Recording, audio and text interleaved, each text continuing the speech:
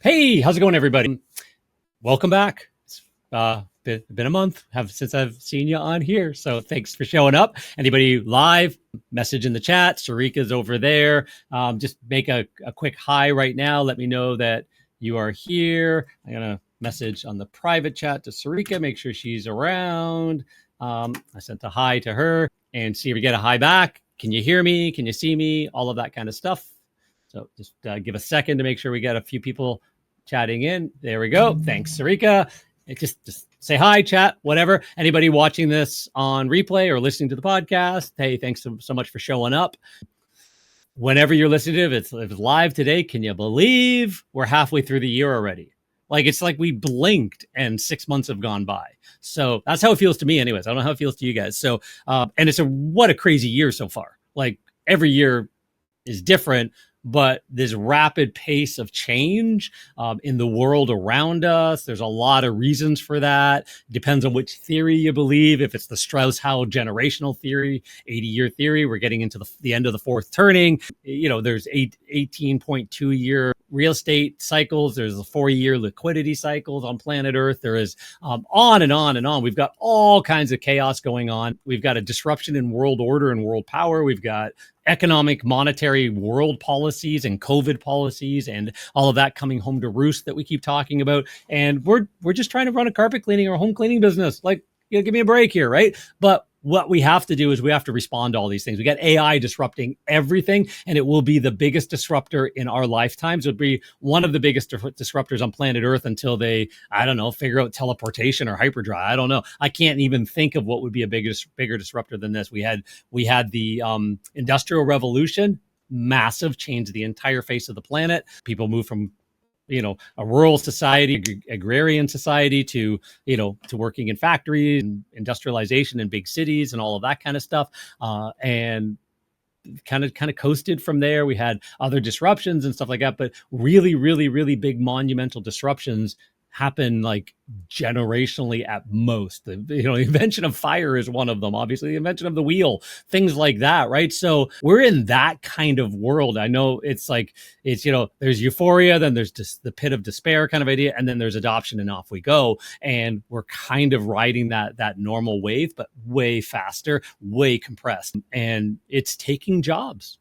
Was it Dun & Bradstreet or one of the Goldman Sachs. Goldman Sachs came out there 2 weeks ago now, 2.5 weeks ago, saying that AI will replace permanently 300,000 US middle management white collar jobs this year before the end of 2025. They're just not needed anymore. The AI tool sets, the AI assistants, the AI just inside CRMs and inside all these Fortune 500 corporate culture, all of that will replace the need for people to run reports and people to do interesting, but permanently replace. They don't have anywhere else to go. So where do you think they're going to show up? What happened in 2008, 9, 10 when there's a slowdown in the economy? What happened in 2001, 2, 3 when there was a changing of the guard, whatever you want to call it? Well, some of them decided they could own carpet cleaning businesses and maid services and service businesses. Some of them went out and bought franchises. Right now, franchises are getting higher and higher numbers of people inquiring about buying a franchise. Good for them. A lot of them are service-based franchises, right? So, we also have to say, oh crap, did we do enough? Did we do enough to put a fence around our customers, turn them into clients, good languaging, customer to clients, and keep them? Did we do enough? I don't know. That's a decision you're going to have to make. Welcome to the Carpet Cleaner Success Podcast, a show created to inspire carpet cleaning business owners to build their own thriving residential and commercial cleaning business. Your host, John Clendenning, has built and sold successful cleaning businesses for multiple six figures over his 30-year career and is the founder of Carpet Cleaner Marketing Masters, a digital agency that turns your online marketing into a lead generation machine. Tune in as John shares proven tips, strategies, and expert interviews to help fast-track your success in the carpet cleaning industry.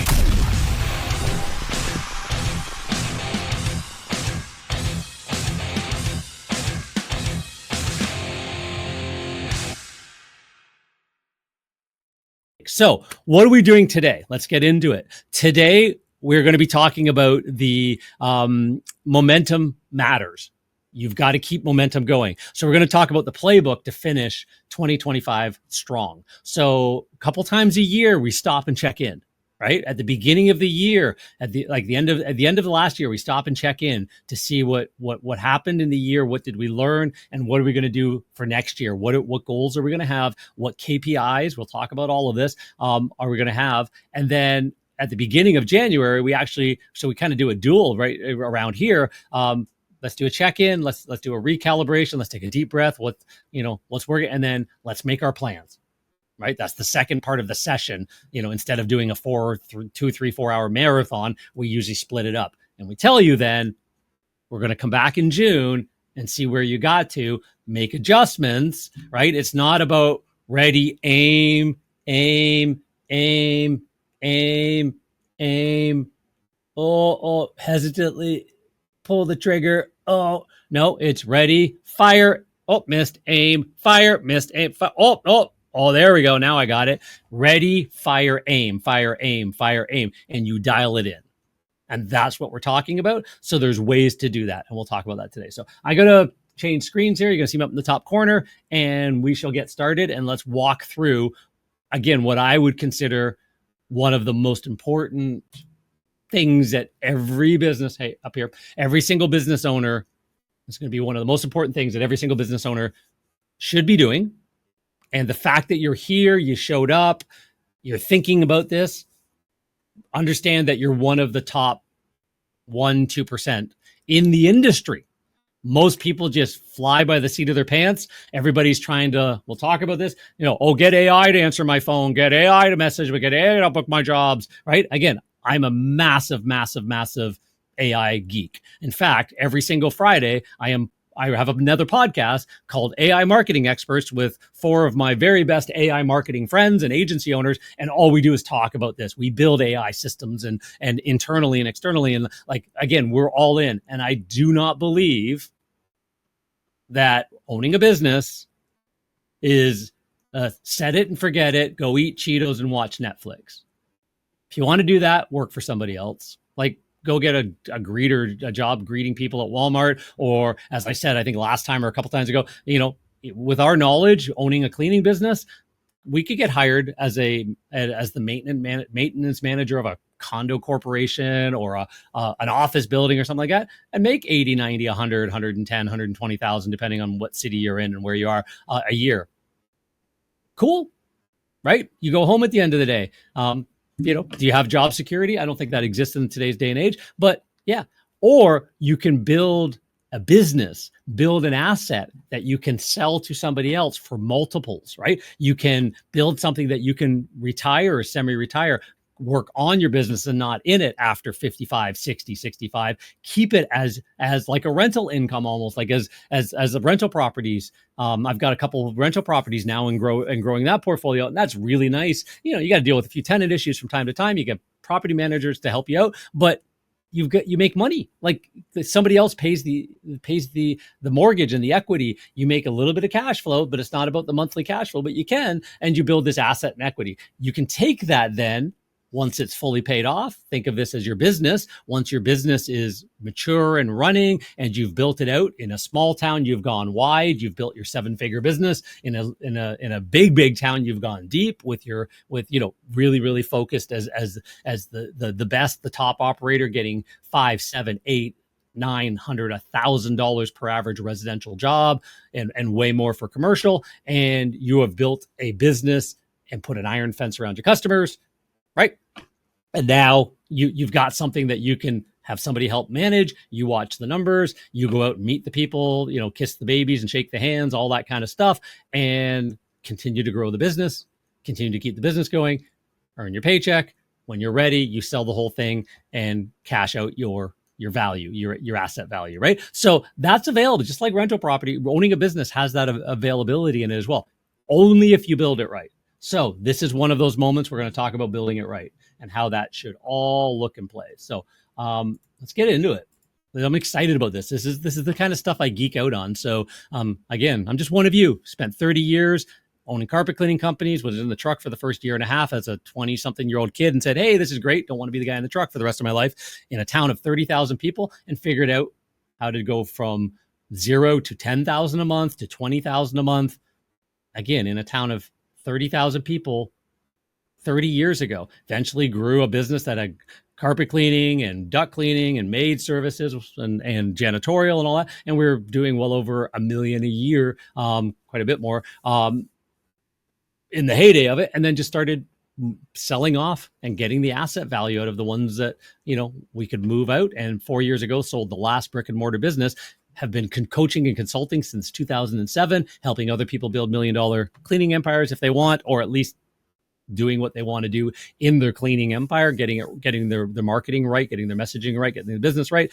Because I just geeked out on it. I just had to figure it out, right? And this is where we got to. So turn off your cell phones, turn off Facebook if you're cleaning home service business, ideally. But again, this works for anybody. If you're serious about getting better results, let's spend the next 60 minutes together and get that figured out.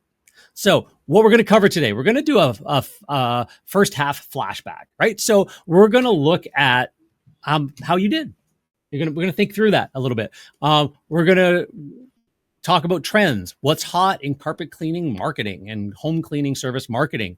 We're going to talk about those, those inbound calls and boosting all of that kind of stuff, how AI is disrupting things and what you need to look at. And we're going to talk about how to become that local legend in your area. So, and for anybody new here, we'll do this really quickly. Who am I? So John Clendenning, been in business since 1990 while still in high school. As a shy kid, my buddy Scott did all the talking. I just kind of was the brains behind it. Solid C student in school, by the way. So, brains, wasn't that's kind of a little bit of an oxymoron there. But yeah, I didn't apply myself in school as well as I applied myself in the rest of my life. How's that? So I've owned franchises and businesses. I've lectured. I've spoken on stages. I've speak with the Clean Facts magazine and Jeff Cross on a regular basis, things like that. I've written the book on the subject. You can see it there on the screen. I got a copy beside me here. It's on Amazon, on Internet Marketing for Carpet Cleaners. New version coming out hopefully by this fall, all with, AI implementation mixed in and stuff like that. It's in the works. Just a really busy guy trying to find time to finish that out. Bought, systemized, and sold businesses and all of those kinds of things. So that's who I am. Again, Clean Facts Magazine Industry Leader of the Year. I also run the Carpet Cleaner Success podcast. You might be listening to this on there. We interview business owners and key thought leaders in the industry as well. So if you are a business owner of a cleaning business, reach out to the team. It's very beneficial, especially in today's day and age, to get your brand out there as an authority. And one way to do that is actually show up on podcasts, talk about your business. We show you how to do that. It's not just a podcast. We actually give you an entire media kit and show you how to actually become more well-known in your marketplace as well. And lots of other really cool stuff around that. And we do all that for free because we want to have more guests on the show as well. So it's kind of a win-win for all of us. So anyways, more importantly than me is what we do with our clients, right? We want our clients to be seen everywhere, number one everywhere, best known cleaner. Why? Because we want to attract the best clients in the marketplace, not the 3 rooms in a hall for $99. That is not carpet cleaning. That is marketing incest. You want to be charging 3 rooms in a hall, $250, $300, whole house, $800, $900, and have customers pay for that. If you're going, oh my God, John, nobody in my area will do that, call me. We'll talk. I'll show you who will, and that you don't need a lot of them, right? You need the right ones in the right way, and you need to build the business right. And there's a way to do that. There's a proven way to do that. You want to be able to charge top rates, whatever that is. And again, there's a way to there's a really simple formula to figure out what that is, and let your clients buy more from you. Just give them that opportunity. And you want to be booked out weeks in advance. You actually want your ideal clients, your repeat clients, to book a year in advance in your schedule. When I learned that, 2001, that was a game changer for me. We had all of our clients, almost all of our clients, we had all of our clients pre-booked a year in advance in our schedule, anybody who got a cleaning, and we had most of them honor that appointment or adjust it within a couple of days or a week of when we booked it in. And our ability to show up in a customer once, twice a year, 3 times a year instead of once, twice a decade, just transformed our business. So it's just another one of those levers you can pull. And what are those levers? Well, you want to be omnipresent. In fact, the only way AI works nowadays is if you are omnipresent. Search engine optimization, we'll talk about this as well, is changed massively in less than a year. If you have not completely updated your website, completely updated your code, if your web dev team hasn't been asking you for all kinds of new information and data and stuff, they don't know what they're doing. I'm going to be as brutally honest and blunt as possible. We have invested tens, hundreds of thousands of dollars by this point, and thousands and thousands and thousands of hours, and do still invest hours every single week understanding the transformation of the human condition and how they're searching for things, because it's the same psychology. They've just got a better place to be. And this has happened multiple times. So you want to be omnipresent, right? So you want, the 3 principles of the Omnipresence marketing system. Maximize your opportunity to generate a qualified inquiry. What is qualified for you? We'll talk about that today, right? You need to know that. This is part of your goal planning and KPI planning. You need to know this. Maximize your brand impressions. Google has a thing called ZMOT, came out 10, 12 years ago now, 8, 10, somewhere in that range. Anyway, 0 moment of truth. And they said at that time, it takes 11 touches, 11 instances with a brand before you grab the shampoo off the shelf or call the carpet cleaner. You need 11 involvements with the brand. You got to start knowing it. Well, that was then. Now Google is saying that number is approaching 30. And interestingly, so 30 interactions and impressions of a brand. But if you go, you know what, I should try those guys. Or you know what, I should try that cereal, right? And we're less trustworthy. So now we're swinging all the way back around, and we're actually going to the very first iteration that we learned about it.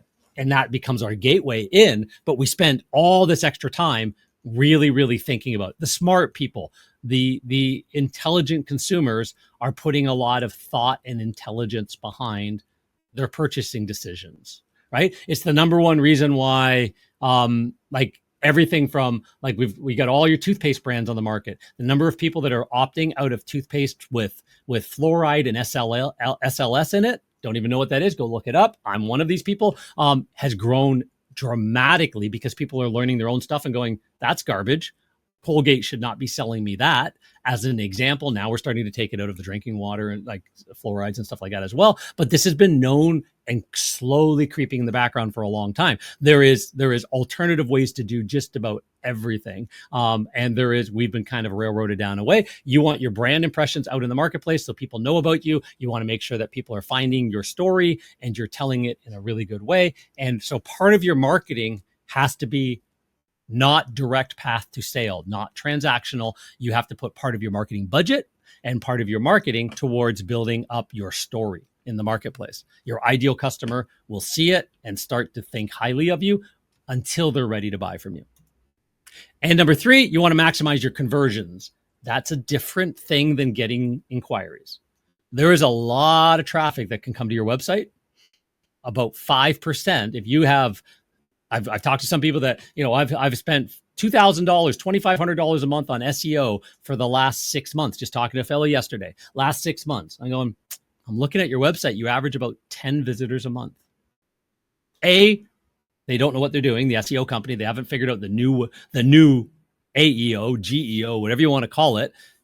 And B, 95% of your traffic to your website will leave and do nothing. That's just normal stats. So even if you get 100 people, you've got 5 phone calls or 5 form fills, unless you've got this part right. Do you want to take that 5 and 4x it and call it 20? You're still going to have 80% that you want to now retarget and chase around because they just came for a different reason. Not everybody that shows up on your stuff is ready to buy from you. They are somewhere either in the discovery phase, just learning more, just thinking about it. They're not necessarily ready to solve a problem yet. Your marketing has to tap into people at every phase, right? So maximizing conversions once they're there, how can you get them into your world? How can you share some stuff with them? And how can you drip upon them all the lovely stuff you're about and why you're different, your foundation, everything about you, why you're different, so they can choose you and not somebody else. or otherwise you are a commodity. And you do not want to be a commodity because that's a race to the bottom. Lowest price wins,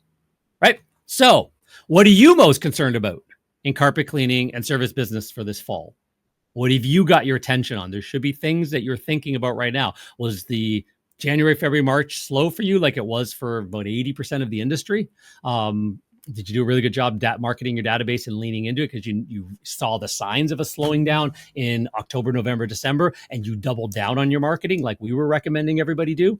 Some of our clients did that and saw growth in the first part of the year when their competitors went stale, right? So, did you double down in January, February, March? Did you ride it out? Did you notice a resurgence in spring because all the seeds you planted in January, February, and March during the slower time, you had a lot more free time to do outreach and knocking on doors and all that? Did you find that all of a sudden catapulted into, people just got a little bit out of their heads and you know what? I don't think this economy thing is going to be quite as bad, or whatever the feeling is, like the stock market. It's feeling based, not reality based. Did they start feeling better and turn their attention towards you, or start feeling better and turn your attention towards a competitor? What are the things you're most concerned about? Are you falling behind on digital marketing? Are you falling behind on AI implementation in your whole business? Are you falling behind on growth? Like, what is it? Think about that, right? You want to go and download the workbook. We always have a workbook that goes along with this. This is the 2025 version. So carpetcleanermarketingmasters.com/2025 workbook. That'll take you directly to a PDF. I think it's a PDF version that you can make a copy of, or just download and print off, and sit down later today, tonight, this weekend, glass of wine, your favorite peppermint tea, whatever. Rooibos tea with peach. Lovely tea. Anyways, if you're not a tea drinker, then that wasn't the thing for you. So you want to sit down with that and think through. This is your mid-year check-in. So let's grab that. We're going to be talking about the kinds of stuff you need to think through, and we'll go from there. And there'll be a replay of this out next week as well. Some people actually come back and study it again and again and again. So what to plan for? What are we planning for? Economic uncertainty? AI disruption? Unclear where to focus your budget? I put the word budget in red with an underline. Do you have a budget? Do you know exactly how much you're investing in marketing every single month and what percentage of revenue or expected revenue that is? If you don't, you've missed the memo. That's how you start. So we'll talk about what that looks like. Again, I stroked out SEO here. Search engine optimization does not exist. Search everywhere optimization is one way to talk about it. Answer engine optimization. People are now asking really long, thoughtful, deep questions to find a carpet cleaner, to find a toothpaste, to find a plumber, to find a pair of shoes, whatever. They're doing deep research. They're using Gemini in Google search. They're using Copilot in Microsoft stuff. They're using ChatGPT. A lot of people have the app on their phone now and are just talking to it. Learned how to take pictures of the fridge and figure out what to have for dinner, and put all their supplements in there and say, hey, which ones of these are helping for these conditions? And am I taking the right quantity? What do we know about this? And not getting an answer, getting thoughtful in exchange and stuff like that. Done well with good prompting, all of that, people are starting to get used to more and more and more. Do you show up as an answer in those AI engines? Your website, your social media, your Google Maps, your stories in the marketplace, your reputation, all of it, even being on podcasts, all have to be on point, or AI doesn't even know who you are. And that's who's answering the questions. And Google is switching their entire model over to that as well. Some people call it generative engine optimization for, generative search, which is Gemini stuff, right? Anyways, so little rant on that. But pay-per-click, local service ads, website, social, reputation, like online marketing, offline marketing, referral partners, like what is it? Like it's all of it. I'm not just talking about digital marketing. I'm talking about how do you grow your business? There is lots of things to think about, right? If it was easy, everybody would be doing it. It's not supposed to be easy. It's just a process. It's got to be a process. You got to work it, right? Are you investing strategically in marketing? Marketing is never an expense. You don't think of, oh, I can't pay I'm running out of money, I should stop marketing. It's the only thing that puts money in your pocket. Sometimes tomorrow, sometimes maybe it's planting the seeds for next month or 2 months from now. But if you stop now, money dries up there. If money's already dried up, I guarantee I can go back and find out when you stopped doing the things that you did that worked well or never did at all, that you should have been doing, right? Understand what business you're in. You're the marketer of your services first and foremost. You are the keeper of the lists. You have built databases of happy customers that you want to reach out to and nurture and love and care for, so they want you back again, and they want to tell your friends about you, even at prices higher than your competition. And they want you back more often because you're just reminding them of what you do and how important it is in their lives. Oh yeah, I should get that guy to do that thing, right? Like, you should get that gal back over, right? That investing in marketing is strategic. You have to invest strategically. And there's a very specific way to do that. There's a very specific structure, right? So failing is this. It's if you don't have a clear plan, you can overspend, or worse, underspend is what we find. We don't find too many people overspend on marketing, right? We find that they grossly underspend on marketing because they don't know what to do. They put all their eggs in one basket. They went all in on Facebook ads. And that might have worked a few years ago when nobody else was there. And also the cost per impressions were lower. It was just a little bit of a window. Groupon had a little bit of a window when it first came out. There's a little bit of a window with cheap backlinks from Russia in the early 2000s that would get your site ranked over somebody else. Then it became mini sites where you had a little website for every single one of your topics or services. That was a little window until that window got closed. And, cheap clicks, paid ad clicks, was a little window on one of those platforms or poles in the water that closed. Local service ads kind of came out a few years ago, and it became a cheap way, $17 to $20 to buy a phone call.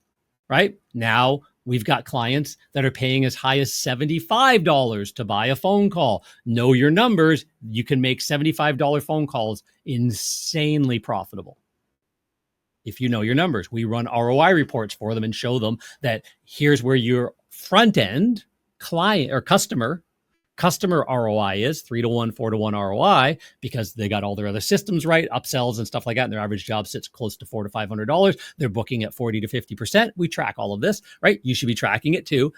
And then on the back end, they have a lifetime value of their ideal client sitting at around $8,000 to $10,000, and they can track that. They know that number. So can you spend $75 a phone call if you know that every 2 of them books one job?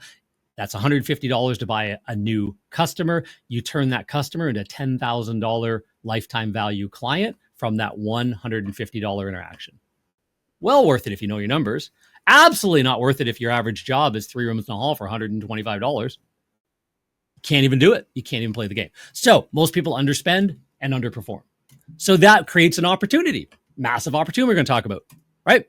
You want to refine your plan with goals, targets, and actual key performance indicators. What numbers do you track that knows that you know that you're on target, right? How do you know that your ads are combining together, that your impression in the marketplace, your great brand, the van that drives around, the yard signs, the door hangers, again, not a discount marketing, but a high-end marketing service is on the go. And how do you know that is contributing to the fact that more people are calling you through social media, right? How do you know that?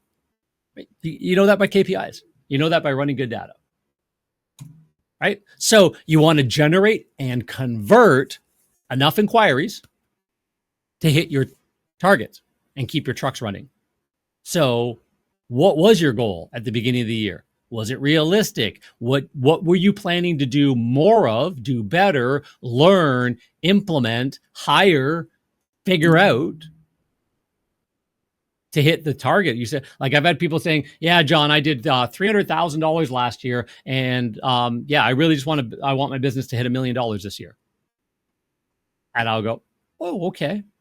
So you want over 300% increase in your business. 3x sounds small. 320% or whatever that works out to, right? You want that. Okay. So what's your plan to get there? And I usually get blank. Oh, I don't know. Right?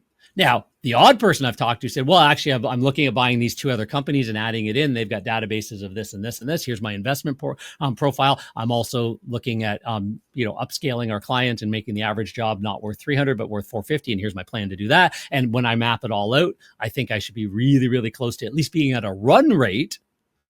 300,000 a year is 25,000 a month, roughly. I'm going to be at a run rate of closer to $85,000 a month by the end of the year. So I might not make $1 million, but I'm on $1 million run rate. I've had that answer like once. And I'm like, dude, how can we help you? Right? You've got it figured out. You understand the game. Now let's just play the game. And you're going to have to iterate along the way. But you need to know what that number was, what you're planning to do, and how you're going to get there. And that's what we're doing today. We're going to talk about that. So you want to continue marketing to generate bookings. If the economy is tougher, you double down on marketing. Offline, online outreach, your role, vendors' roles, people that are helping you, all of that kind of stuff. You double down on marketing when things get tough. That's what we do. What that doesn't mean not everybody grows, right? You look at the stock market over time, it's definitely up and to the right. It's been growing, but it's had dips and valleys. How far down do you dip is based on you. Have you called your entire database call your database every 3 months, chat to them like anybody who's hit 3 months since the last cleaning. Hey, just double checking on the work we did. 6 months, 9 months, and then you start your reminder program. Are you in front of them with newsletters? Like, are you working your database? Are you working your referral partners? Are you stopping into all the commercial jobs you've cleaned for just to bring them a coffee, some donuts, chat them up, see how everything's looking, take out some free spots, carry on your way, and make them go, those guys are nice. I'm glad we hired them, as opposed to, I wonder who we should hire next time. We got to get our upholstery done. Do we know who anybody does that? Yeah, no, I don't. We had our carpet cleaners. I don't think they do that. Well, if you stop in, they definitely know you do that. Hey, do you ever need a quote on the upholstery? Do you ever need a quote on the tile floor? Right? Actually, I got a friend of mine who runs a business that does window cleaning. Do you need him come by and do a quote, and you get a commission for helping him get a customer? There's things that we can do all day long. So you want to continue marketing. So that's what success looks like, right? Success is maximizing your calls and message flow to hit your sales goals for 2025. You got to maximize that. So we got to work on that. One of the things that we teach our clients, that I'm kind of peeling back the curtain a little bit on two things right here. There are 7 essential marketing resources, online marketing resources every local business needs. Are you maximizing all 7? You need to have a personalized, conversion-focused website. So it does actually have to be written in a way that SEO, AEO, search engines can find it. So there's coding, things called schema coding and FAQ coding. And even now there's LLM coding that you need to have on the website. You need to have each page have a target keyword, topical authority cluster. And then you need to have secondary supporting pages around that cluster. I know, I get it, it's deep. We're geeking out for a second, but you need to have all of this kind of stuff. You need to have a homepage that talks about your main category. And then you need to have service pages for every one of those services. And they all have to have about 1,000 to 1,500, sometimes 2,000 words on it. You need to have happy customer stories. You need to have FAQs, as I mentioned. You need to have pages for every single one of the cities you service, every single one of the neighborhoods in those cities you service, and point of interest and stuff like that to really, really, really teach the search engines what you do and where you do it. Then you need to take pictures of all that kind of stuff. And it's got to be personal. Babies lying on carpets and dogs and families sitting on couches don't sell your services at all. They make people go, meh. Seeing your real team smiling, doing a real job in real uniforms with real vans, with real graphics on, showing that you really do care and the owners stand behind their work, make people go, these guys feel different. And it's a good starting point. It's just a starting point, right? So you need that. You need to be ranking on Google Business Profile. And do you know, has anybody done heat maps for you? Do you know that when, most people rank about 1 or 2 miles away from where Google sent the postcard, and they don't, look, every time I check, I'm number 1. Yeah. Go get your buddy's phone and go 5 miles away and check. Somebody who's never Googled your business before. And don't Google your business name. Just look for carpet cleaner near me. Any of those kinds of things. Google's a proximity-based engine as one of the many things. You need to teach it where you go. You need to understand there's a limit to that. 10 miles in a very densely populated area, 15 to 20 miles in a little bit more rural area. And then you need to start building a second hub and a third hub, because you need to start ranking for Google Maps, because every one of your Google Maps listings should generate, between it and paid ads we got down here, local service ads and should generate about 10 to 15 grand once it's fully mature. Is that a year from now, 2 years from now? I don't know. How much work are you going to put into it? But once you've fully matured another hub, it should be $10,000 to $15,000 a month. Minimum, right? Minimum. We've done this for decades. We've done this for years. We've done this with clients. We got some clients that have 4 and 5 of these hubs now, and that kind of thing. So you want your Google Maps, right? You want your search engine optimization. Again, probably should change the slide at some point, because again, you're still optimizing, but search everywhere optimization. You want to be optimized to attract and be seen and be found and show up in the organic rankings, in the AI recommendations and answers and things like that. You want to be running paid ads as some of your poles in the water, not your only poles in the water, and definitely not the ones that you try and pay your mortgage on. Paid ads will not save your business. Let me say that again, because I hear that way too much. Paid ads will not save your business.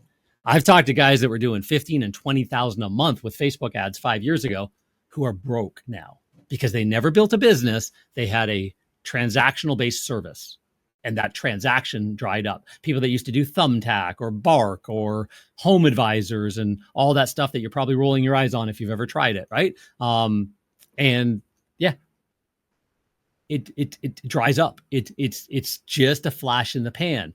Good marketing is about being seen everywhere. So you can run paid ads to your ideal target market with an expected 3-to-1, maybe 4-to-1 ROI if you've got all the pieces right, and it just generates another happy customer that you're going to turn into a client, market to, and get the $10,000 lifetime value out of it. And then you are willing to spend $100, $120, $150 to land them.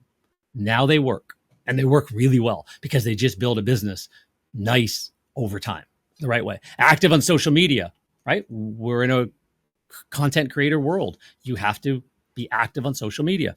So there's a lot of really cool content you can create. You've got to build your reputation, not just reviews on Google. What if somebody doesn't go to Google? Think about that for a second. Oh, I've got 552 reviews on Google. Okay. They went to Yelp. They asked somebody on Facebook. There's a bunch of different, about 60% of the population who does not have a name in mind, has not had a ZMOT, zero moment of truth, does not have a name in mind. They're not far along and go, I'm thinking about these guys. I'm still thinking about these guys. They don't have a name in mind. They don't type your name. About 60% of the population who does not have a name in mind goes to Google, and that number is now dropping because of ChatGPTs and AI, but goes to Google to find somebody in your category, right? And they've got local service ads, pay-per-click, Google Maps, and organic, and a million different ways they can type that in that you need to try and show up if they're near you, maps, if they're local, there's a whole bunch of games to play, but and then, the other 40%, almost half of them don't go to Google. So while your Google reviews are important, they're very static. They don't do anything. You got to build your reputation, happy customer stories, feedback from customers that you share out into the marketplace. Anywhere they look and everywhere they look, they should see happy customers explaining and telling why they love you, right? Reputation marketing works, always has worked, always will work, regardless. And AI actually uses the sentiment of the marketplace to determine how they suggest. And that's becoming more important. So not just reviews, sentiment everywhere. And then you need to automate. You need to do lead nurture, and you need to automate that lead nurture, right? We want you to walk through the $1 million growth plan. This is our $1 million growth plan. There's an actual blueprint for that. I'll show you that next. But we want to walk, if you're 0 to 100K, 0 to 10K a month, you're in stage 1. There's exact things you should do. And there's a whole bunch of stuff you shouldn't do. If you're in stage 2, where 120 to 250, got an extra 0 there, 120 to $250,000 a year, right? Then you need to be doing another layer of things, stacking. You don't stop this, you just do more. Like you have your role and you have more budget because a very specific percentage of revenue should go to marketing. You do more. And then you from 250 to $500,000, any business in any town can get to that size easily. within 2 or 3 years if you've got the right growth plan. Maybe you're buying out a competitor. Maybe you're like as well. Maybe you're going wide into other services. You figure out how to run a business properly. You put in the homework. You listen to the right things every single day. You feed your brain. You feed your knowledge. You come on podcasts like this, and it ain't hard at all. It isn't hard. Go hop on a call with us. I'll talk to you about it. I've coached and consulted on this for 20 years. And then if you want to go from $500,000 to $1 million and $1 million plus and beyond, there is a full scale program that you need. There are things you need to do even at the next level. There's things you need to know. Cool thing is it actually gets easier to run the business as you get here. So anyways, there is a plan for that, and there's a blueprint that gets you there.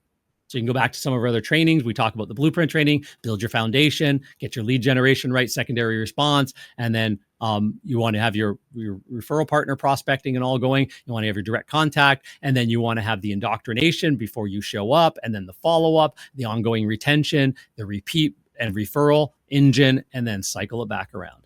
And you just get more people in the front end, and you just cycle them through this flywheel. Very, very simple stuff. So let's talk about it. Let's review our goals.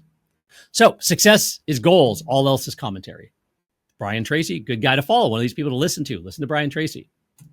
Clear goals are wind in your sails, as we say. If you don't have wind in your sails, you're sitting stagnant in the water. Just take that picture. When you've got wind in your sails, now you can actually fly. Harvard study, and we talk about this, 1997, they interviewed the grads. 84% of them had no specific goals, 13% had goals, but nothing written down, and 3% of them had clear written down goals and a plan to accomplish them. Just did an interview, 1979, Harvard did an interview of everybody graduating that year. What were the results 20 years later? The 13%, right? These 3% is part of that, right? If you add that up, the 13% of the class who had goals were earning on average twice as much as the 84% who did not, right? So 84, 13, 3. Even more staggering, the 3% who had clear written goals were earning on average 10 times as much 20 years later as the other 97% combined. Right? Go back and read go find the Harvard study. Really, really cool study. If you have a goal and a focus and you think about it, again, some people call it, like remember the movie The Secret, manifesting and stuff like that, law of attraction. I just think it's, as I've said before, you go to buy a red car. All of a sudden now all you see is red cars everywhere, right? It's your brain aligns to that. People are having conversations around you all the time. When you're paying attention, right? If you're on YouTube and you're thinking about investing or creating some passive investment with ETFs and covered calls and blah, blah, blah. Gee, wonder what's on John's brain, right? If you're thinking about that, guess what? All the videos the ones you notice. Right? You don't notice the ones about other topics. You don't notice those. Oh, wow, that's interesting. And next thing you know, even the algorithm aligns for you. But, and now you're having coffee with somebody and they mention something. Hey, tell me more about that. I haven't heard about that. Templeton ETF. Like, what's that all about? You would never even ask that question if it wasn't on your brain. So I firmly believe this 3% is really not necessarily the universe putting it out there. I think it's just the more you focus and on the right things, the more the right things, you pay attention to them when they show up. Right. So you need to have written goals. You need to set at least a minimum, a 1-year progress. That's what we do. Quarterly implementation of rocks. What are you going to get done? What are the 2, 3, 4 at the most biggest things that you're going to get done this next quarter? So July, August, September. What are you going to get done by the 30th of September? Think about it. What are the 2 or 3 big things? What do you need to overhaul? Are you going to raise your prices? Are you going to add a new service? Are you going to offer 3 packages, good, better, best packages to the customer? Are you going to upgrade your service delivery experience in the home? Are you going to upgrade your scripting? Are you going to upgrade your website? Are you going to do more marketing? Are you going to what is it? What are the things you're going to do in the next 3 months? What can you tackle? You can't tackle all of it. So some of it. And then you want to have monthly milestones. So 1-year progress and result goals, quarterly implementation goals, and monthly milestone goals. You want to have those broken down. There's a really cool program called EOS, Entrepreneur Operating System by Gino Wickman. Our company is now an EOS company for the last 18 months, 20 months, something like that. transformational. I wish I'd done it decades ago in all of my other businesses as well. It aligns the team. It aligns us. We're all thinking about the same thing. We're all rowing in the same direction. We put our big rocks in first and then worry about the little daily stuff afterwards, right? So we know what we're all targeting and going towards, and everybody makes their own quarterly rocks on the team that align to that. You could do that with technicians. You can do that with the office gal. You can do it with your spouses. You can do it with the family. EOS works for everybody. So yeah, I would suggest you take a look at that. The book Traction, a little bit of a tough read, worth doing. Get a Grip would probably be the one I would start with. It's a little bit more conversational, but there's a whole bunch of books in the EOS world just to get the mindset around, quarterly sprints, annual goals, 3-year plan, right? And you have to have a stopping point to audit, reflect. So at the beginning of each year, we do that. At the end of each quarter, you should do that on your own. And mid-year calibration, hey, John, we're here. That's what we're here for. And the items you review, how did you do based on the targets you set? What did you implement? What did you not implement? Right? It's either done or not done. There's no sort of. No. Did it fully get done and implemented or not done? Did you have clear goals with clear targets and it's either achieved or not achieved? Did you implement? Did you meet a revenue goal? Did you have a plan in place how to reach the revenue goal by implementing these strategies? I'm going to outreach to 10 commercial businesses and 10 referral partners every week. That's a great milestone that that you did monthly. You're on track or not. At the end of the quarter, did you implement that? When you do that, you're going to get better scripts because you're going to have enough repetitions that you're going to go, I can say this, but everything's going to get easier. Everything's going to happen with a smile, right? What did you learn? You want to write that down. What did you learn about each of those? And what are you going to do going forward? Are you going to keep it? Are you going to scrap it? Are you going to improve it?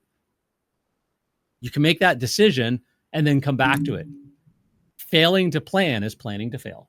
That's not just a fancy phrase. So what were your revenue targets? As an example, what did you plan to hit by 6 months into the year? First 6 months of the year. How much is that monthly? What is your average transaction value? How many bookings will that require to hit that revenue target, right? So based on those numbers, you can figure this out. And we've got a really cool calculator for you that we can help you with. What was the average conversion rate from inquiry to booking? And the source. Repeats should be 100%, 99%, unless you don't have a spot in your schedule because you're just way too busy, and then you're going to be hiring people. Referrals, 90%, 85, 90%. Sometimes referrals still kick a tire a bit. Okay, so that's by source. What about local service ads versus door hangers versus QR codes on your yard signs or the QR code that's on the side of your van? What is your inquiry to booking rate on pay-per-click? What is your inquiry to booking rate on a Facebook contest with paid ads running? Right? Are you doing all of these things? You should be. So you divide your booking target by your conversion rate. And that will tell you, if you divide your booking target, how many you need to hit your goal at your average cost per job, your average job, divided by the conversion rate, not times, divided. So time, divided by 0.75. If your conversion rate is 75%, point whatever, now you know how many you need. So I would get a blended aggregate of this number, know it by source, blend it together as an average, and then multiply your booking target. All right. So you want to set realistic marketing budget for that. Do you want to grow or just maintain? That's how you know what the marketing budget. There is a budget you need for growth, and there's a budget you need for treading water and maintaining, and there's a budget you need to say, I don't really give a crap, and if this whole thing falls to crap, I will go get a job at Walmart and be a greeter, right? Do you know what those budget numbers are? Because they exist, right? When crap hits the fan and you go, oh crap, my business just dropped by 50%. That was a you problem 6 months, a year, 2, 3 years ago. That wasn't now. Right? So what is the mix of marketing channels, poles in the water, I like to call them? How many do you have? Do you have 20 or 30 poles in the water that are getting you 1, 2, 3, 5, 10 inquiries a month, qualified inquiries a month? If you don't, if you're trying to get 1 or 2 poles in the water to do that, again, you are just a SWOT analysis, strength, weaknesses, opportunity, and threats. You have a huge threat right there because any one of those 2 poles could drop off, right? So average inquiry volume, conversion rates on the front end, again, customers versus transactional customer versus lifetime clients. You want to run all those numbers. What should your database communication cadence be? And in what ways will you reach your database? That is really important. You are in the database retention and marketing business. You're the marketer of your services, and the most important thing you market is your database. You are building a group of people that like you and will tell other people about you and use you again. If you're a transactional business, you are spending way too much money. These guys are 20 to 1, high is 30 to 1, low is 15 to 1 return on investment. Your database done well. 4 to 1 is the best you're going to get on paid ads. How many of these do you want? How many 20 to 1s do you want to make up for the 3 to 1 that just keeps dropping more of them into this bucket? Because some of them do move, pass away, whatever.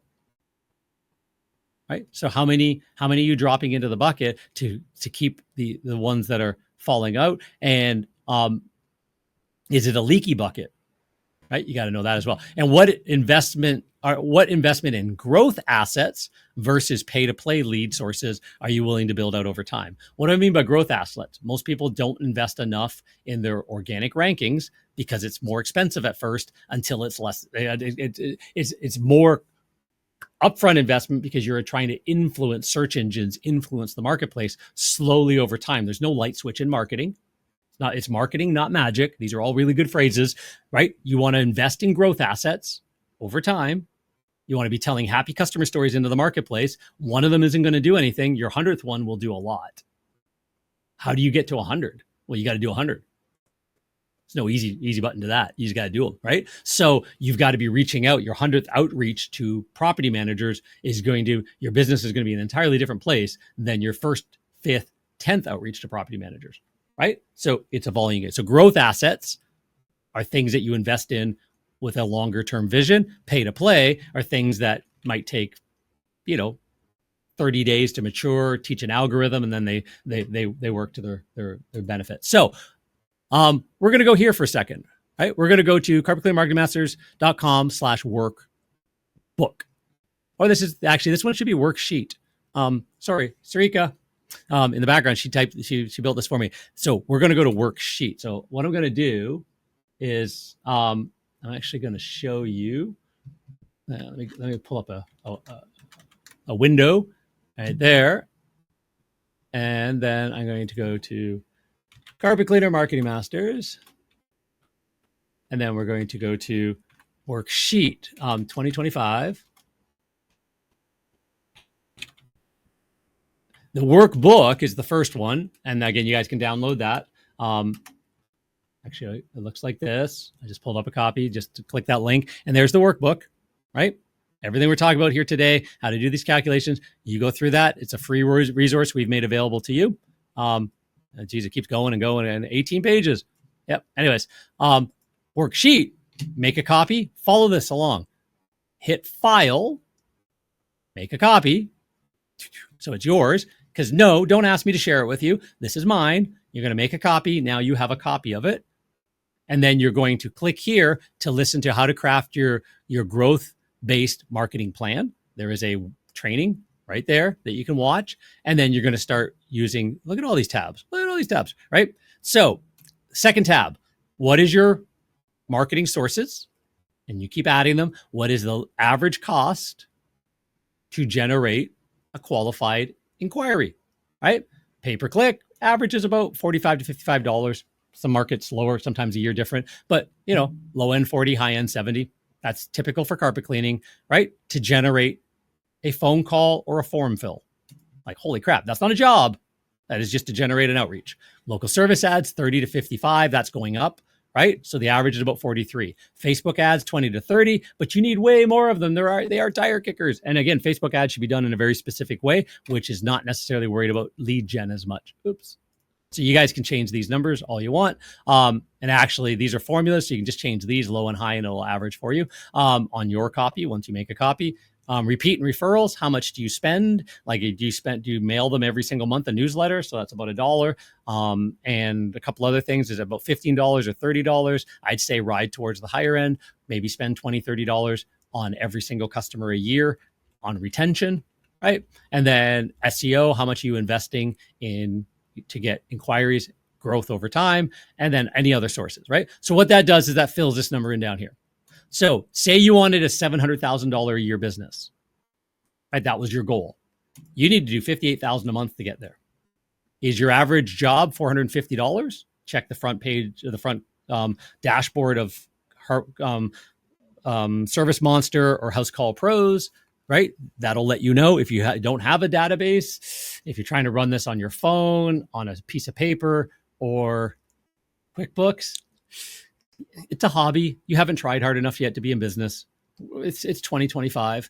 You needed a database in 1995, 2000. Like, we're 30 years out from that. Like, every business needs to know who their customers are, how they came in, how often they showed up, how much they've given you, on and on. You need a database. Like, that's the only way you're going to know, because you want to split your customers, sift, sort, and screen them, and market them independently, right? But we know now that we need 130 service calls, bookings, jobs per month at $450 to hit that amount. What if you only did $350 average? We now need 167. Eek. What if you only have $200 job average? You need 292 jobs if you wanted to be $700,000 a year, right? But 450, good average number in our industry, done well, you only need 130. Easier, right? What is your average conversion? If you know this number, right? What if you only book it? You think, oh, I book it like almost all my jobs, at least the ones that want me, John. I book 100% of them. Yeah, okay. When we listen to people's calls, we see them as bad as like below 30%. Now at 30%, you need 432 inquiries a month to get 130 jobs. How are you getting 432 inquiries? You have to answer that question, right? But if you're booking at 50%, you only need 259 inquiries. Much better. Average cost per inquiry across all sources is the data. That's a minimum amount you need to spend, minimum a month, marketing investment of the $58,000, or to get to the $58,000, you need to spend at least $9,000 in marketing. And that's only 16%. And I warn you right down here, if that number is not between 15 and 20%, then your estimated lead gen cost is too low. That's not right, because it is about, I very strongly suggest 20% of revenue goes to marketing, and then you allocate the budget properly. 20%, 700,000, you spend $140,000 on marketing. Why? Because that will keep you growing. Or if the economy is really bad, that will keep you retaining. Way better. And then when the economy turns around, then you have a massive bump, because you stayed around when everybody went out of business. And then you want to do about 70% on online marketing if you're residential focused mostly, and 20% on offline marketing, and 10% database. Pretty simple math. We know where to spend our money, right? And now we know how much each month, but you can adjust it. If there's certain months of the year where you want to spend more or less, it's still got to hit 100%. Again, that's a formula. So you can change these numbers, but how much a month are you spending on online, offline, and repeat to try and get to that number? Pretty cool. And then what are we doing? Well, how much are we putting into SEO? Let's update this right now. Let's do AEO. And let's see if I can, I don't know if it's going to let me, or about text, strike through. It's going to do the whole thing. Never mind. Okay, I'm not going to do that. So I got to get rid of the strike through. We're going to get rid of the SEO, and we're going to call it, let me just put a dash, SEO, AEO. Pay-per-click or paid ads. That's just paid ads. It's not just pay-per-click, but paid ad marketing and display retargetings and things like that. So we kind of know where the split should be as well. And then even here, there's an example of an annual marketing plan for every single month of the year, planned at the beginning of the year. We're now at June. What are you doing for July? What is your marketing goal? What are you having, a summer sizzler offer? Are you having a back to school offer in August? Are you having home prep for the fall? Are you having a spooky stain removal offer? Are you having a holiday home prep at do's and don'ts? Are you having a last minute cleanup, touch up visit, and a after holiday free clean bonus? Right, that's what we did. These are campaigns we ran to our database, campaigns we ran into the marketplace or to our referral partners, and you name it. These were campaigns that we ran every single year successfully. Very, very, run it, have an A/B split test against something else we're trying, in a smaller amount. And if it worked better, next year we did a little bit more of it. Next year we did, and we just, that was, we didn't re-guess this every year. We built a system. One year we might have only had 3 or 4 marketing campaigns. The next year we added another one. The next year we added another one. Now we had one every single month, and we knew what we were going to do. And we knew exactly how we we're going to optimize, do what we're going to do for SEO, what we're going to do for social, on and on and on. So that's what we want to see for you guys as well. That's why I give away that all of these massively valuable resources. So hopefully you found that valuable. Go dig through it. If you ever want to jump on a call and talk about this in detail, you got me. So goals. What is it? What is your goal for the last half of 2025? How many inquiries will you need to get there? That's all we're trying to figure out here. Now you want to achieve omnipresence. That's one of the main ways you're going to get it. And it's one of the main ways to teach AI who to recommend as well. So you want to be the best known cleaner to all of your ideal customers. Anywhere they go, people are talking about you and your brand. We are in the world of brand marketing all over again. So it starts with the fundamentals, right? We need a good message, we need a market, and we need a media, right? What are we going to say? To who are we going to say it? And how are we going to get that in front of them? So how is your customer's mindset being changed today by AI, by answer engine, by the world around them, by the economy, by, what are their fears and hopes and wants and dreams and all that kind of stuff? That is called your customer avatar. Who is your ideal customer? Have you done that exercise? Have you sat down with ChatGPT and said, hey, I want to figure out who my customer avatar is. Ask me any questions. Let's have this conversation, right? I learned from Jeff Woods, AI-driven leadership, really good book. I've seen Jeff speak a bunch of times. And Jeff talked about his very simple CRIT framework, which is what I teach as well. So anytime you prompt AI, you give it a context, what it is you're all about, right? What's going on in your world, and just talk, like literally just press the microphone and talk. Then you give it its role. Who do you want it to be acting like, so that it can say, I know everything in the world. Oh, you want me to talk about this channel? Okay, right? And it just refines its thinking. You can have it act like a certain person, act like a type of person, act like a job description, right? You can give it a very, very defined role, and it just helps a little bit, right? And then you want to give it, the I in CRIT stands for interview. Ask me, 3 to 5 clarifying questions, so that you have 95% topical knowledge to be able to give me a good answer. And then you give it its task. Now, with all of that information, here's what I'm looking to get to do today, right? That's how you can use AI to help you with this stuff, right? So, but what you want to do is figure out who your ideal customer is, what their age group is. This is an ideal carpet cleaning, home cleaning service customer, 35 to 55, typically female, married with 2 to 3 kids, head of the household. This, again, I got to change that. That number is way too low. Our annual household income is about over $100,000. In some marketplaces, over $200,000 would be the ideal demographic for our clientele. Family oriented, reliable. 75% of them own pets, take pride in their home. Home decor, likes to help others. Gardening, crafts, things like that. They're into things as hobbies. They live in the suburbs, upper class, and they take an interest in their community. Their pains and frustrations, they can't get anybody on the phone. Everything's AI. Everything is just answer machines. They get pissed off about that. They need to get things clean. That's a frustration, obviously. And they're too busy to deal with it, worried about what's going on in the home, right? We know who they are. We want to talk to them. So they're worried about being ripped off, paying too much, not getting the service done right, home damage to the home, allowing somebody into areas of their home they don't even let their best friends, all of these kinds of stuff, right? So we need to allay their fears. We don't allay their pricing fears. Again, pricing is usually about 4th or 5th on the list. In fact, they're more worried about being ripped off and inconvenience and stuff like that. They just want it to be reasonable. And we don't allay the pricing fears by being the cheapest. That's not how you do it. These people don't want cheap. In fact, they don't trust cheap. right? They just want to have good value for the money. So they want to maintain a healthy home. They don't want to replace the carpets on a regular basis. They are more likely to clean more often if you teach them education-based marketing. They want to put the issue behind them. They don't want to keep having to find their people, right? They want to keep their homes and make it nicer. They're not necessarily looking to level up right now. And the economy's a little rough. They want to keep everything looking good. So if you can see Joe Jones through Joe Jones' eyes, and you can sell what Joe Jones buys. So you want to see your ideal customer, not your friends and family, right? Your buddy Jim, lovely guy, think he's amazing.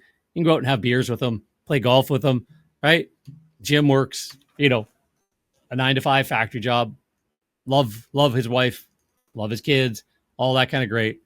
He may not be your ideal carpet cleaning. You go clean his house for free, and he'll fix your car for free, change your rad, whatever. Yeah, nice Jim. Jim is not your ideal customer. That's not who you're marketing to.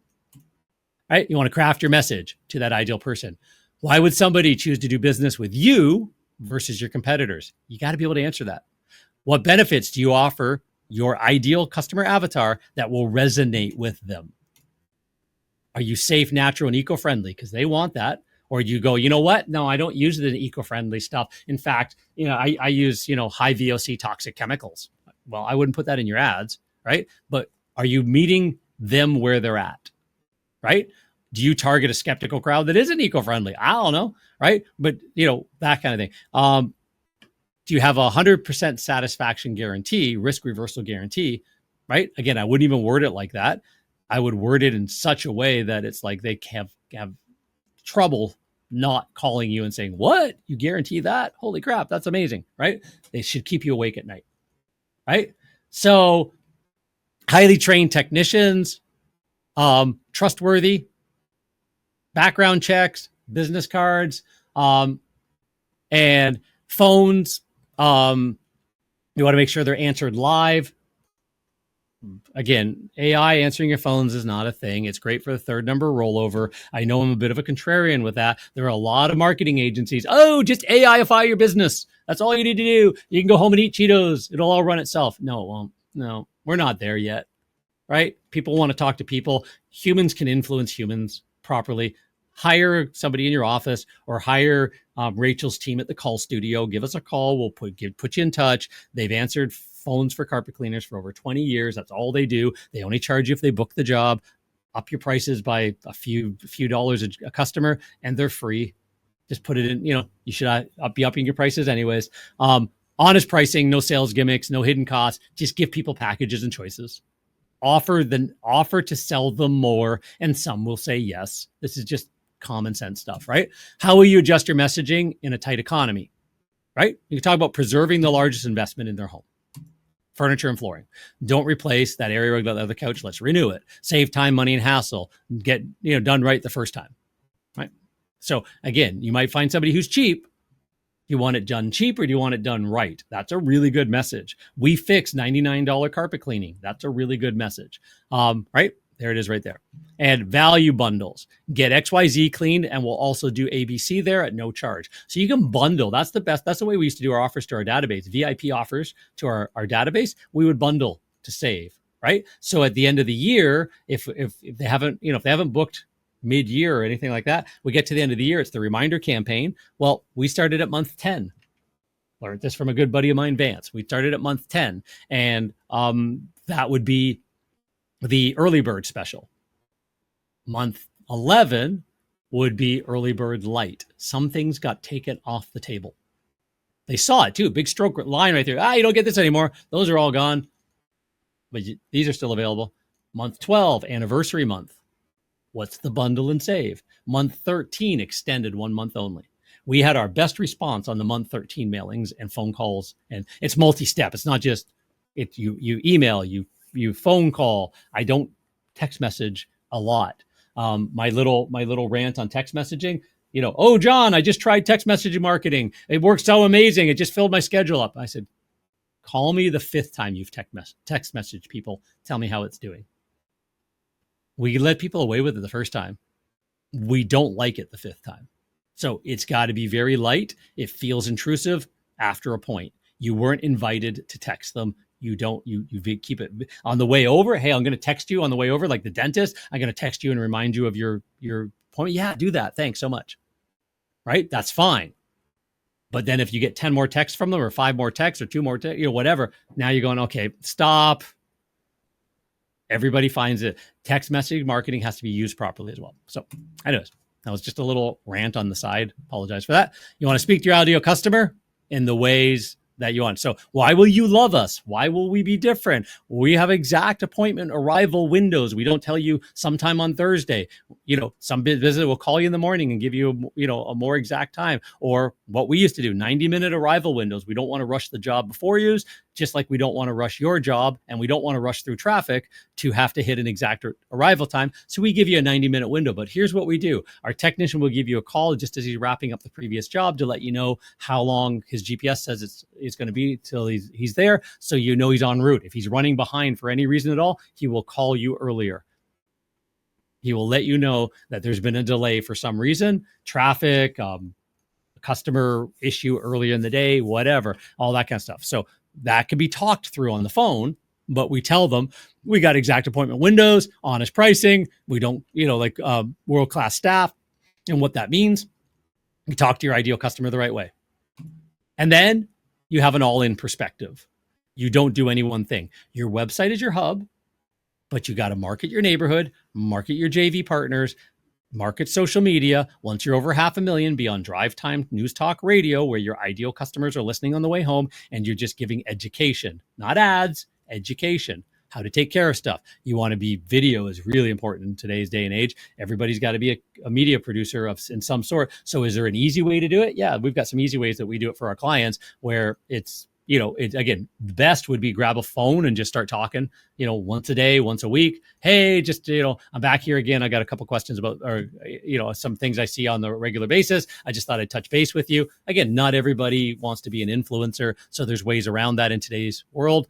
You want to be email marketing, again, all the time, but understand only 30, 40% will ever get open. That means 60, 70% hit the trash, right? Direct mail, absolutely. And naked mail too, postcards, not discount. No, hey, here's me, bought the business, took the business over from dad. Here's mom and dad. Remember those guys? Yeah, we just took the business over, blah, blah, blah. Here's why we want to continue to be your carpet cleaners from our family to yours. You don't need an offer or discount with that message, right? So, and paid search. You do it right.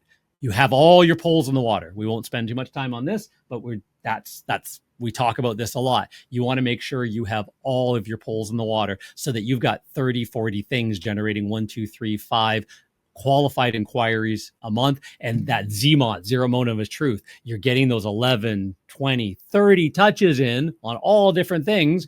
Google paid ad, they saw you there. Then they saw you on social media. And then their real estate agent, interior designer talked about you. Then, then they went to your website and you started retargeting and following them around. And then they went to Nextdoor and they see that you're on Nextdoor and you've got some ads running there or you're in front of them there. And then they noticed your neighbor got the cleaning done because there's a yard sign and they got a door hanger all about you and your family.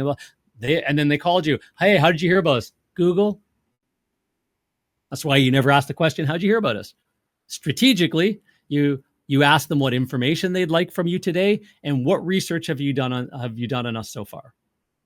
That's part of script training and neuro-linguistic programming to get more conversions because you track your conversion numbers and you just went from 42% to 49%, and that's going to equate to another $80,000 this year in business because you upped your conversion rate because you know your math. Because we're in business, right? So make sure your hub converts. Your website is your hub. It has a let's go back. I thought there were some words on the side of that one. Apparently no words on the side of that one. Anyways, your website has a very specific layout it needs. It has to tell a story. Donald Miller story brand. Very, very good. Very, very good book to read. And hey, I just see that question there from Justin. Hey, Justin, how's it going, buddy? Do I have an audio version of my book? I do not. I have not paused to read the thing into. We could probably get AI at this point now to do something where it's not so robotic and create an audio version. I haven't done that yet. I apologize. But yeah, best way to use the book anyways is, again, the complete guide to internet marketing or for carpet cleaners. The best way to use it is, hey, I'm thinking about pay-per-click. I'm thinking about hiring somebody to do my pay-per-click. What do I need to know? Read the chapter.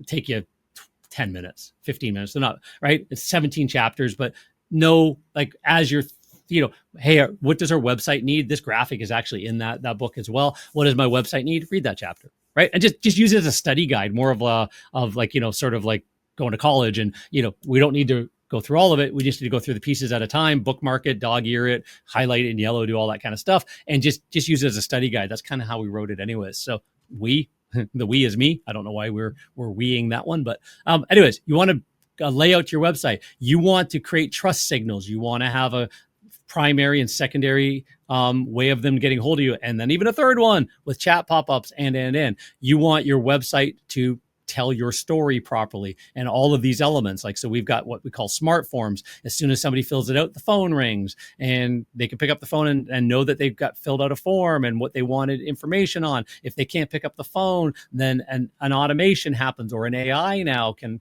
be plugged in to start talking to them, not book the job, but just have a conversation and move them to a time where some real human can actually get a hold of them and help them out. Chat to text, so they don't have to sit on your website. They text here, or they start chatting here. Their phone goes ping. We're going to carry on this conversation in your normal texting app. Don't worry about staying on our website. They close everybody else's down, and they can carry on with their day and have a back and forth conversation. And you're showing them reviews and happy customer stuff all the time, right? So you want to have authentic images, project pages, happy customer stories we talk about. You want to speak to your ideal customer avatar. You want to have video elements on it. You want to showcase your online reputation and reviews. You want to make it easy for them to take action. You want to make sure you have all the basics in order. Phone number in the upper right corner. You want to have a web form above the fold. The old days of newspapers, above the fold was what you saw when you walked past the newspaper stand. The other side of it was below the fold, right? And then you had to open the paper up. Above the fold was the headline, the big story, right? The war is over, whatever it is, right? You want your above the fold to talk to what their biggest fear, what their biggest question in their head is. So, you want to enter a conversation that's already going on in the customer's head, marketing 101, right? You want to have calls to action. Every time they scroll down, treat them like a goldfish. A goldfish they say a goldfish forgets every second, 10 seconds, whatever that is, turns around. Oh, I've got a castle here. Yeah, you've been in the freaking fish tank for 20 years, buddy. That's the same castle, right? Treat customers similar. As they scroll down, assume they don't know what to do next, and put another call to tell them what to do next all the way down the page. Hey, time to give us a call, whatever, right? Leverage offers that match on the page and give them an opportunity for that two-way chat, and leverage marketing automation. You want to do all of these things so that your website and you want to make sure it's optimized for answer engine optimization as well. So go take a look at your website right now. Pull it up. Is it built to rank and convert? What do you need to tweak? Right? And before we get into that last section, I know we're going a little bit long, but why don't we do that? Let's take a look at, I don't know if you guys are on the call, Paul or Diane, but let's go take a look at your website. For example, phone number, top right corner. There's that form, right? What are we interested in? Carpet. Sorry, I got other things running. We're upholstery cleaning. Fill it out. As soon as they fill it out, phone rings during business hours. After hours, there's an automation that says, hey, so sorry, nobody's available for you. We'll get back to you as soon as you can. In the meantime, let me ask you a few questions, and it starts a little bit of an automation, which an AI can be added to. Here's the chat to text, all powered by Carpet Cleaner Lead Pro, our AI and automation tool that we've had for 5 years now, and constantly build on every single month, $5,000 to $10,000 worth of development into this tool, just to keep it modernized, running, and adding all the new elements into it, right? So they fill that out, their name, their phone number, what they're interested in, press send, and their cell phone goes ping, and now they have a conversation back and forth on their cell. Look at this right here, right? There's their most recent Google reviews, and anything they'll have. If they have ones on Facebook, it'll say Facebook. If they have ones that came in as surveys, because they survey their clients first, getting feedback first, reviews second. There's a huge tip right there. That would have a little star right here. You click on it, right to that person's actual face or Google profile, and the fact that they use that service, like insane, right? So, and again, all above the fold. We haven't even scrolled down yet. Now we scroll down and learn about them. There's our video element. Look at every single picture about them. That's just the homepage. Happy customer stories, right? If they've given us any happy customer stories, they'll be actually sitting on every one of the pages. Blog posts every single week. The blog posts, right? This one's from last week. Let me open it. Oh, I did open it already. Scroll down. Paul didn't write the blog post, but according to the world, Paul wrote the blog post and all these other ones because we want to teach the internet that Paul is the expert. He is the authority. His business, Paul and Diane, their business is a brand entity with brand entity coding deeply embedded into all the pages. Every service has a page. Every city has a page. Every neighborhood in each city has a page. We don't need to show them on here because they're actually supporting underneath. That's how you do it, right? So you want to create the right hub. And then you want to make sure that they convert. 60% of inbound traffic leaves unconverted.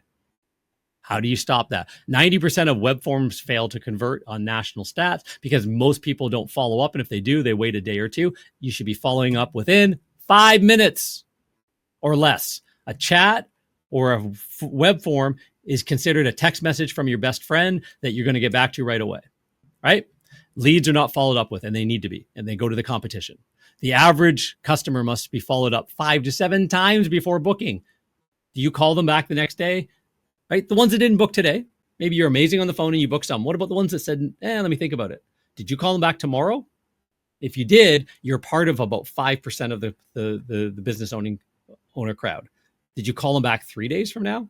And then 10 days? And then on day 14 with a mafia offer? In the meantime, did you send them emails and text messages, the odd text message, but an email letting them know, a couple of them, about why you started your business, why you're different. Here's what our customers love about us, and use that reputation to market to them so that you're starting to get into their head, even if they go with somebody else and then they're not happy with that decision. You continue to drip on them long term, right?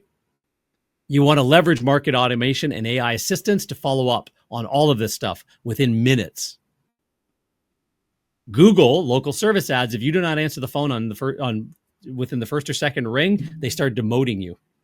Oh, my Google local service ad's not working well. Well, we don't always answer our phone. Sometimes it goes to the answer machine. Yeah, Google doesn't even show you anymore.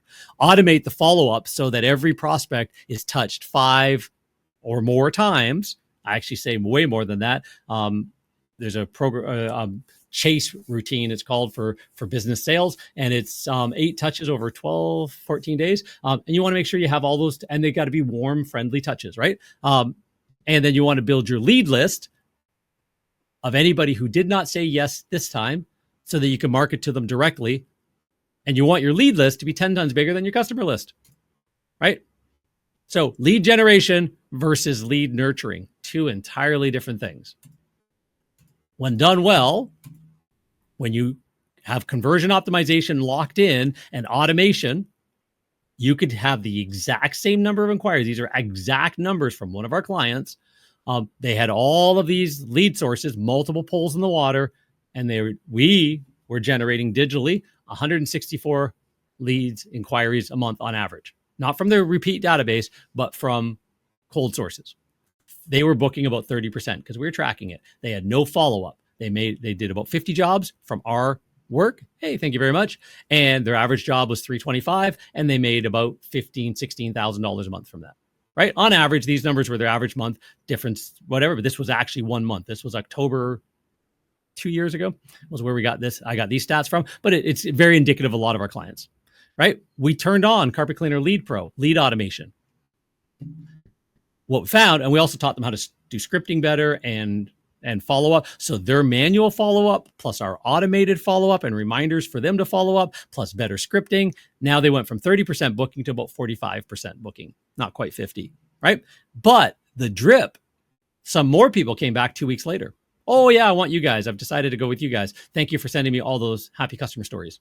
They don't call them that. That's what we call them, right? Some of them came back 3 months later of this crowd. Some of them came back 6 months later.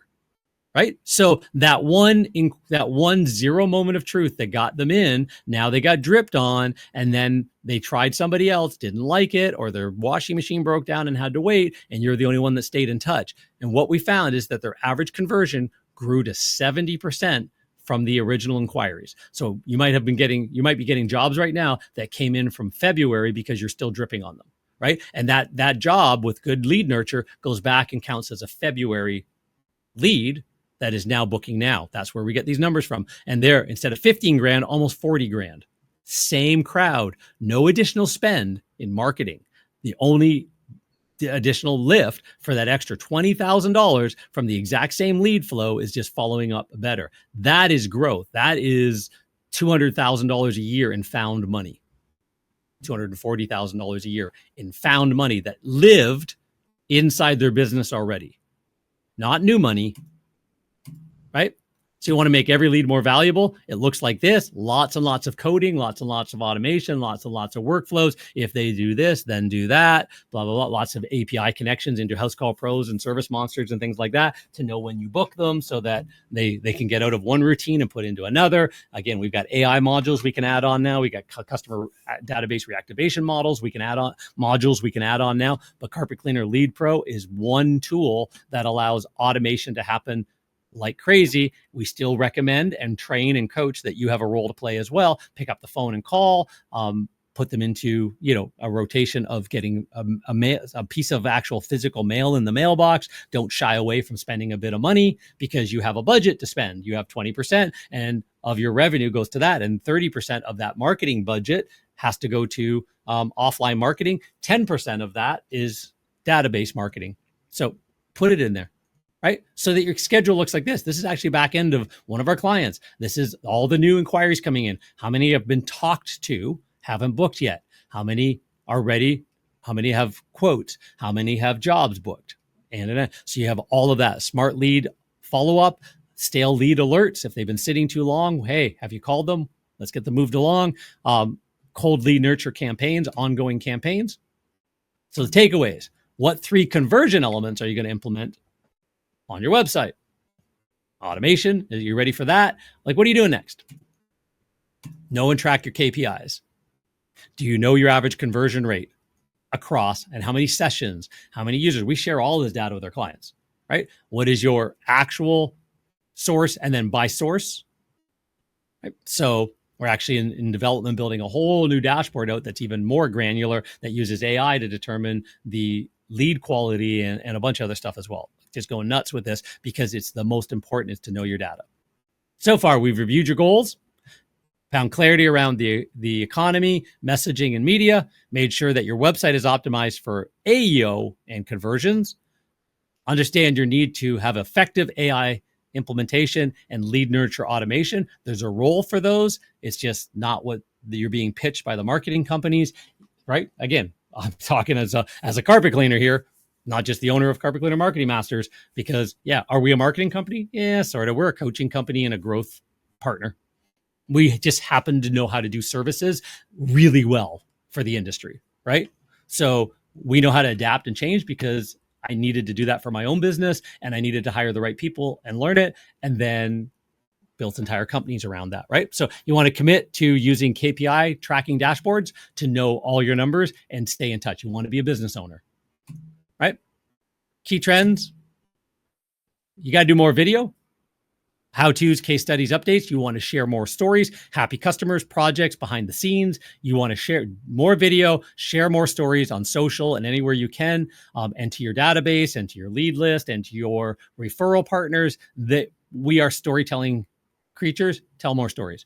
You want to shift from phone conversations to message conversations and then get the message people to then, hey, is it okay if I give you a call? And it'd be a little bit quicker. We can wrap up a few of these points and see if they're willing to be a little bit more bold and not as shy and show up on the phone. And there's all kinds of scripts and ways to do that. And when you do message people, you want to use influence, short, snappy messages, but you're still not in. Hey, how much does it cost to clean a 5x7 area rug?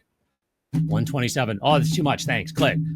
Did you influence anything with your price? Well, I got to give a lower price next time. No. Hey, that's great. Yeah, tell me, do you know a little bit about the area rug? Like what kind of material is it made of?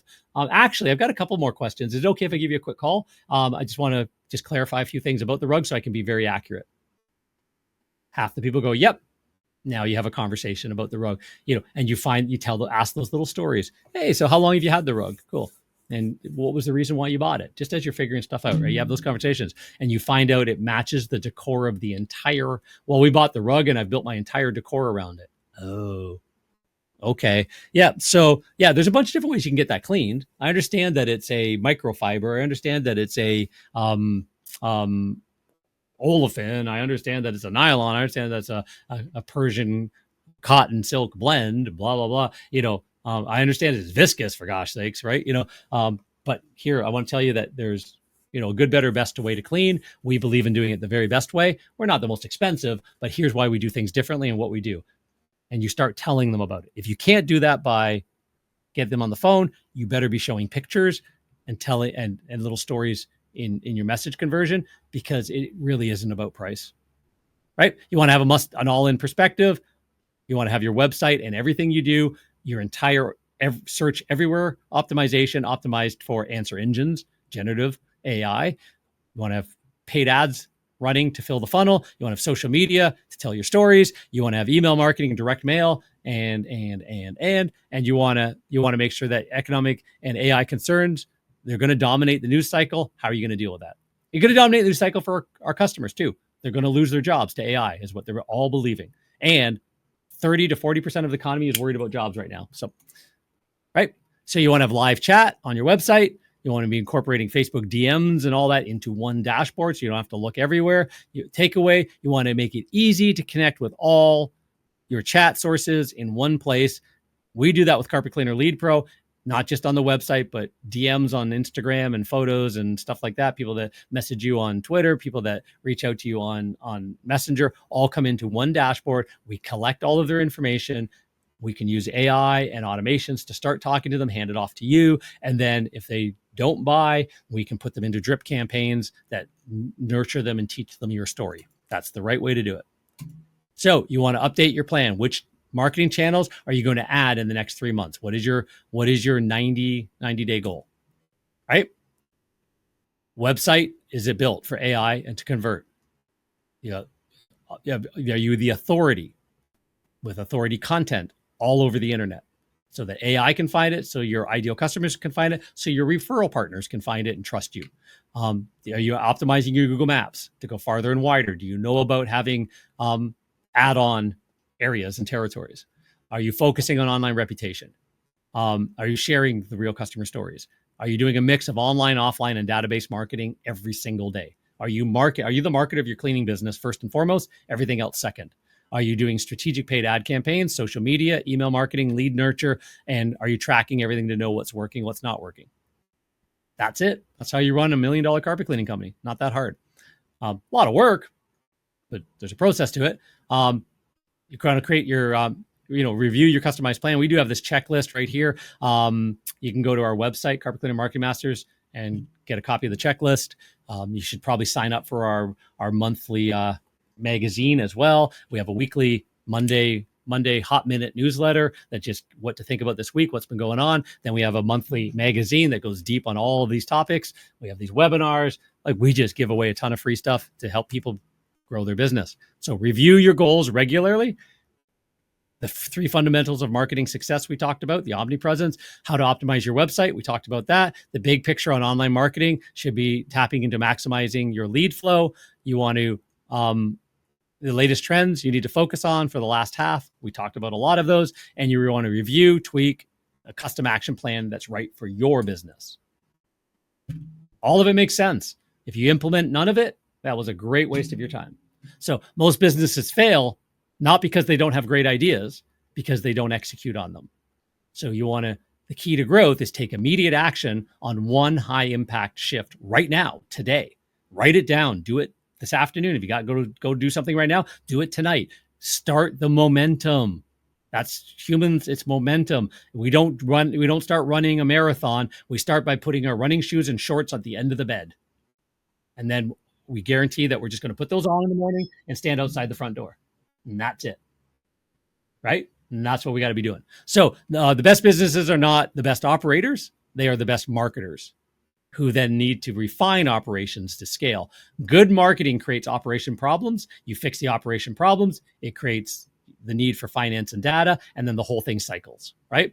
So what top 3 internet marketing initiatives or marketing initiatives in general are you going to implement to hit the goals that you set at the beginning of the year? That's where we're at right now. Right? There's a blueprint for this. We provide coaching and consulting with our clients.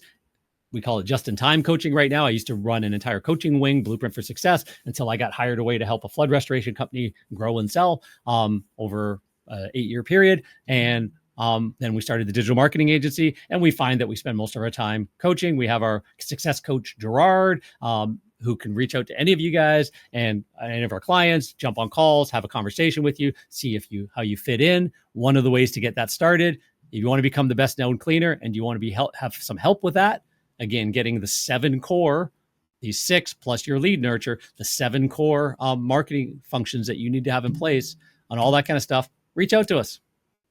carpetcleanermarketingmasters.com/schedule. Fill out a quick little survey. Gerard will give you a call, or Sarika, one of our team will call you, have a chat with you about it, see if you're an ideal fit. If you are, they'll put you in my calendar, have a conversation. It's a coaching session, not a sales call. Anybody who's been on knows it's I love chatting about running a really, really powerful business. It's a coaching session. What are you doing right now? Where do you need to be? What's the gap? How can you fill the gap? Right? Where can we help if we can? If we can't, here's what you need to do on your own. When you're ready, come back to us.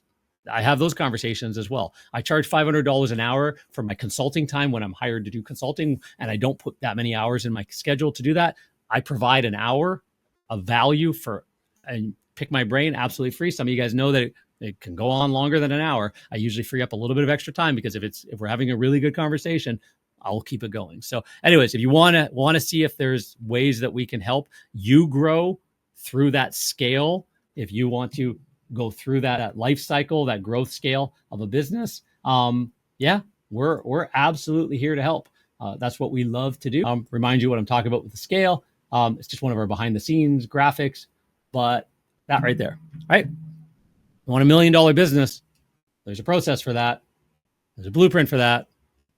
We just got to get you there, right? So if that sounds interesting at all, reach out to us. If you got it nailed, you got this figured out, this is easy for you, you just want to come on and sharpen the saw, we appreciate having you here as well. We'd love to have you on the podcast, to learn about your business, help you become the authority in the local marketplace by promoting it out for you and giving an entire media kit. There's no cost to that at all.